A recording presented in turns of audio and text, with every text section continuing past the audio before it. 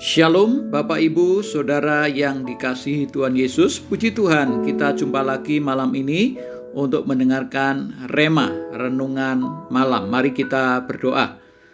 Terima kasih Tuhan untuk berkat anugerah, kasih setia dan kebaikan Tuhan sepanjang hari ini yang boleh kami nikmati, kami rasakan. Tuhan yang selalu memelihara hidup kami.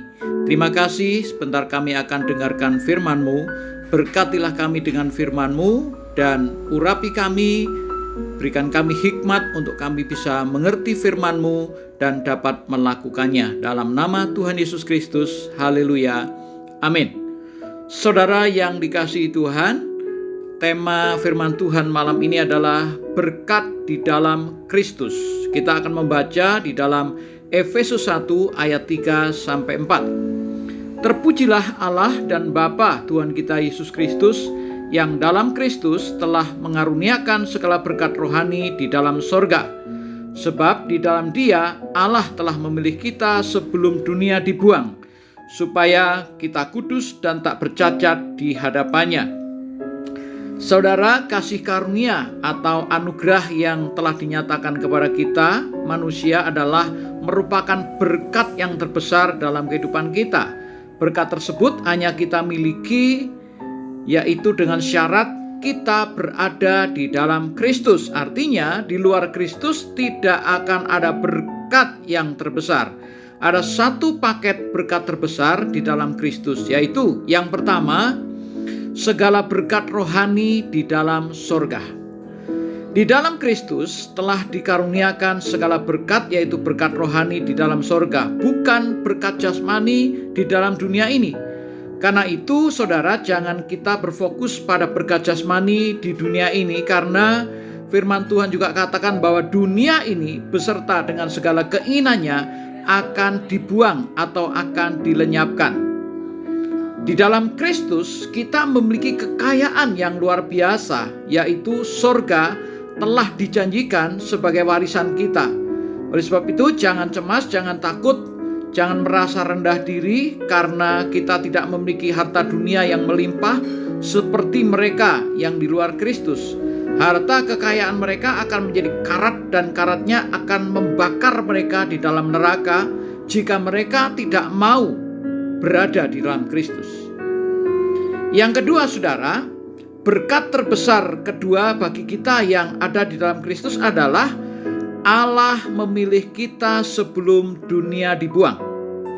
Dalam teks aslinya yang betul bukan sebelum dunia dijadikan, tetapi sebelum dunia dibuang. Artinya pemilihan Allah kepada kita untuk diselamatkan Ia lakukan sejak manusia itu jatuh dalam dosa sampai dunia ini sebelum dibuang atau dilenyapkan. Dan kita dipilih bukan karena kita baik, bukan karena kita suci, bukan karena kita hebat, tetapi karena anugerahnya.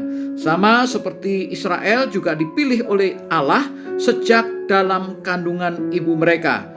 Sudah bisa lihat Yesaya 42 ayat 2 dan 49 ayat 1. Karena itu saudara, Injil harus diberitakan sejak manusia jatuh dalam dosa. Sejak sekarang ini sampai sebelum kesudahan dunia ini, supaya banyak orang yang berada di dalam Kristus dan masuk menjadi umat pilihan Allah. Sebab hanya di dalam Kristuslah manusia dipilih dan diselamatkan.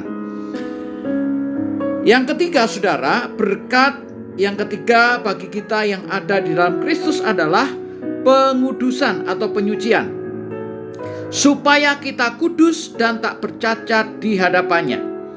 Kita manusia berdosa tidak akan bisa suci atau kudus dengan segala usaha dan amal baik kita. Tetapi di dalam Kristus segala utang dosa kita telah ditebus oleh darahnya yang tercurah di kayu salib. Segala dosa dan pelanggaran kita telah diampuni, disucikan dan dibersihkan.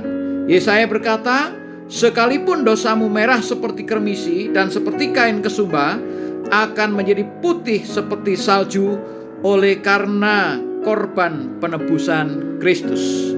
Lalu apa yang harus kita lakukan Bapak Ibu Saudara?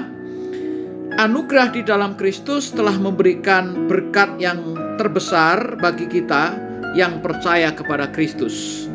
Yaitu yang pertama, karena kita telah menjadi miliknya Kristus dan kita memiliki jaminan kepastian di dalam surga, maka janganlah kita tergiur dengan berkat jasmani dari dunia ini yang justru akan membawa kepada kebinasaan.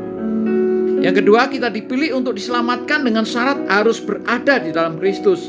Dan waktu pemilihan adalah sebelum dunia dibuang. Maka beritakan Injil sejak sekarang ini sampai sebelum kesudahan dunia ini atau sebelum kedatangan Kristus yang kedua kali. Dan yang ketiga, bersyukurlah karena segala hutang dosa kita telah dibayar lunas oleh Yesus di kayu salib. Serahkan hidupmu pada Yesus untuk dipakai sebagai alatnya yang memberitakan Injil kepada orang yang masih di luar Kristus. Mari kita berdoa. Terima kasih Tuhan untuk firman-Mu. Kami kembali diingatkan bahwa betapa kami adalah orang-orang yang paling beruntung karena kami adalah orang-orang yang telah memiliki anugerah berkat terbesar, yaitu berkat rohani di dalam surga.